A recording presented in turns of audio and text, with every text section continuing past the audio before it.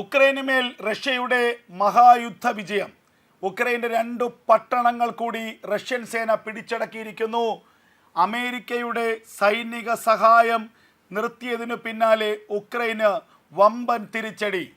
ജനുവരി മാസം 27-ന് റഷ്യൻ സേന പുറത്തിറക്കിയ അറിയിപ്പ് പ്രകാരം ഉക്രൈനിലേക്ക് വൻതോതിലുള്ള കടന്നുകയറ്റമാണ് റഷ്യ നടത്തിയിരിക്കുന്നത്. ഉക്രൈനിലെ 2 സുപ്രധാനമായ പട്ടണങ്ങൾ, ഉക്രൈൻ സൈന്യത്തിൻ്റെ ശക്തി കേന്ദ്രങ്ങളായിരുന്ന 2 പ്രധാനപ്പെട്ട പട്ടണങ്ങൾ റഷ്യൻ സേന പിടിച്ചടക്കിയിരിക്കുകയാണ്. റഷ്യ പുറത്തുവിട്ട കണക്ക് പ്രകാരം കഴിഞ്ഞ ഒരാഴ്ചക്കിടയിൽ 7240 ഉക്രൈൻ സൈനികരെയാണ് റഷ്യൻ സേന വധിച്ചത്. വിദേശത്ത് നിന്ന് ഉക്രൈൻ ഇറക്കുമതി ചെയ്ത കൂലിപ്പട്ടാളക്കാരുൾപ്പെടെയുള്ള കണക്കാണിത്. അതേസമയം റഷ്യ പറയുന്നത് പ്രകാരമാണെങ്കിൽ ജനുവരി മാസത്തിൽ മാത്രം ഉക്രൈനിൽ കൊല്ലപ്പെട്ട ഉക്രൈൻ സൈനികരുടെ എണ്ണം 12815 വരും. വമ്പൻ തിരിച്ചടിയാണ് റഷ്യ ഉക്രൈൻ യുദ്ധത്തിൽ ഉക്രൈൻ ഉണ്ടായിക്കൊണ്ടിരിക്കുന്നത്. അമേരിക്കൻ പ്രസിഡന്റായി ചുമതലയേറ്റ ഡൊണാൾഡ് ട്രംപിന്റെ നിർണായകമായ തീരുമാനം. ജോ ബൈഡൻ ഭരണകൂടം അമേരിക്ക ഭരിച്ചിരുന്നപ്പോൾ ഉക്രൈന് കൈയയച്ച സഹായമുണ്ടായിരുന്നു. ബൈഡന്റെ തീരുമാനങ്ങളാണ് റഷ്യ ഉക്രൈൻ യുദ്ധം ഇത്രത്തോളം നീണ്ടുപോകാൻ കാരണമെന്ന് പിന്നീട് വ്ളാഡിമിർ പുടിൻ ആരോപണം ഉന്നയിക്കുകയും ചെയ്തിരുന്നു. ബാലിസ്റ്റിക് മിസൈലുകൾ, ബോംബുകൾ, ആണവായുധങ്ങളടക്കം ആയുധങ്ങളുടെ വൻ സഞ്ചയം തന്നെയാണ് ഉക്രൈന് ജോ ബൈഡൻ ഭരണകൂടം നൽകിയത്. അതുപയോഗിച്ചുകൊണ്ട് റഷ്യയ്ക്ക് നേരെ വലിയ ആക്രമണം ഉക്രൈൻ നടത്തി വന്നിരുന്നു. എന്നാൽ ട്രംപ് അധികാരത്തിലെത്തിയതിന് പിന്നാലെ യുദ്ധം അവസാനിപ്പിക്കാൻ റഷ്യയ്ക്കും ഉക്രൈനും അന്ത്യശാസനം നൽകി.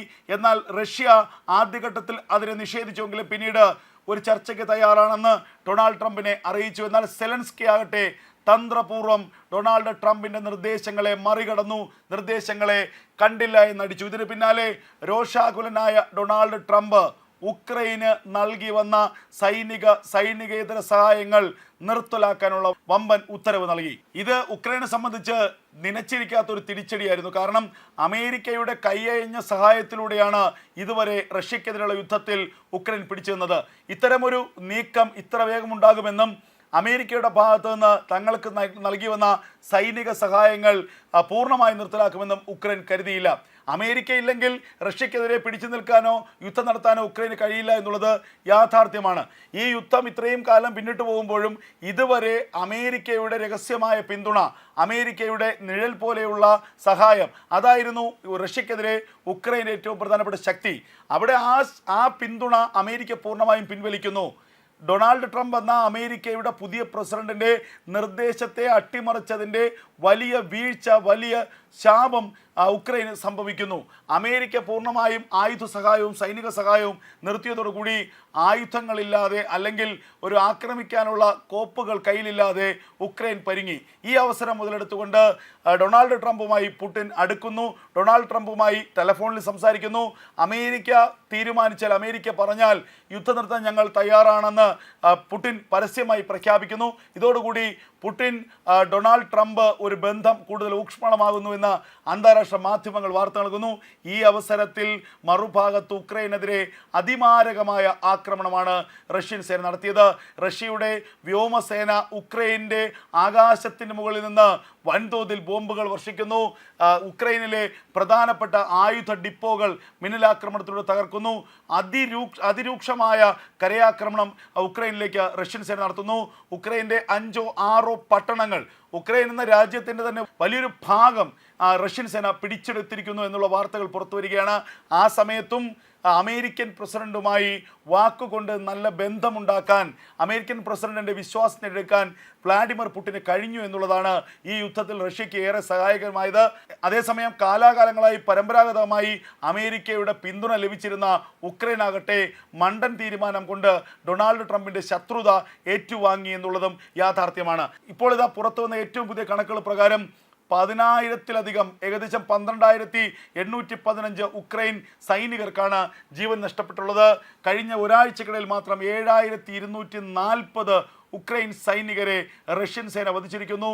ഉക്രൈൻ്റെ 20 ടാങ്കുകൾ, 300ഓളം കോമ്പാക്ട് വെഹിക്കിളുകൾ, അതുപോലെ നിരവധി ആയുധശാലകൾ, നിരവധി റോക്കറ്റ് ലോഞ്ചിങ് സ്റ്റേഷനുകൾ, നിരവധി ഡ്രോൺ ഫാക്ടറികൾ ഒക്കെ തന്നെ റഷ്യൻ സേനയുടെ ആക്രമണത്തിൽ തകർന്ന് തരിപ്പണമായിരിക്കുന്നു.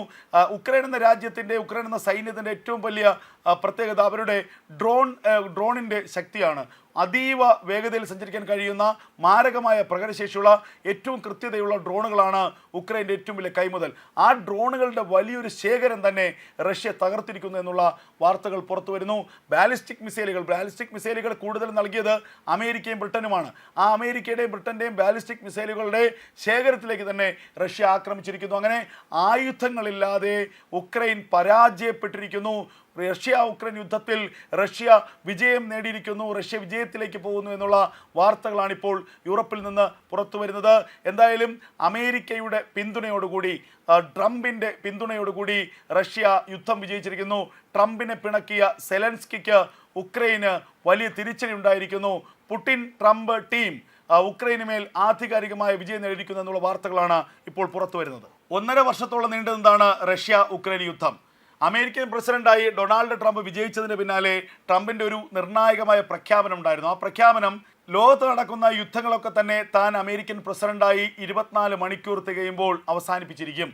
അതുപ്രകാരം അധികാരത്തിലെത്തുന്നതിന് മുൻപ് തന്നെ ഇസ്രായേൽ ഹമാസ് യുദ്ധം താൽക്കാലികമായെങ്കിലും അവസാനിപ്പിക്കാൻ ട്രംപിനായി.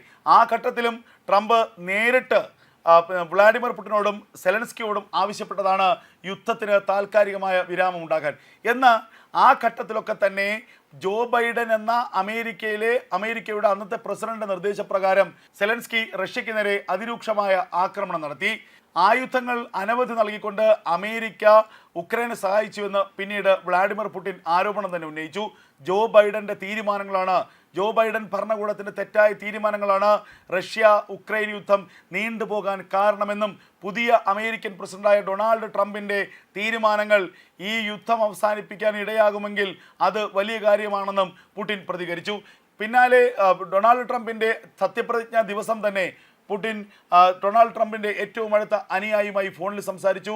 അമേരിക്കയുടെ പുതിയ പ്രസിഡന്റിനോട് നേരിട്ട് ചർച്ചയ്ക്ക് ആഗ്രഹിക്കുന്നുവെന്നും ഈ റഷ്യ ഉക്രൈൻ യുദ്ധം അവസാനിപ്പിക്കാൻ നിർണായകമായ സത്യസന്ധമായ ഒരു തീരുമാനം അമേരിക്ക കൈക്കൊള്ളണമെന്നുമായിരുന്നു പുടിൻ്റെ ആവശ്യം. ഇതോടുകൂടി പുടിനും ട്രംപും തമ്മിലുള്ള സൗഹൃദം ഊഷ്മളതയിലെത്തി. നേരത്തെ തന്നെ പുടിൻ്റെ വലിയ ഒരു സ്വാധീന വലയത്തിലുള്ള വ്യക്തിയായിരുന്നു ട്രംപ്. പുടിനും ട്രംപും തമ്മിൽ വലിയ സൗഹൃദമായിരുന്നു എന്നുള്ള വാർത്തകളും പുറത്തു വന്നിരുന്നു.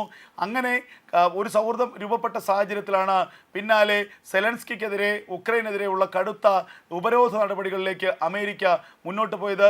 ഇതോടുകൂടി ആകെ സാമ്പത്തികമായും സൈനികമായും തകർന്ന ഉക്രൈന് മേൽ ആധികാരികമായ ഒരു വിജയം നേടാൻ റഷ്യയ്ക്ക് അധികമൊന്നും വിയർപ്പൊഴിക്കേണ്ടി വന്നിട്ടില്ല എന്നുള്ളതാണ് ഇപ്പോഴത്തെ യാഥാർത്ഥ്യം.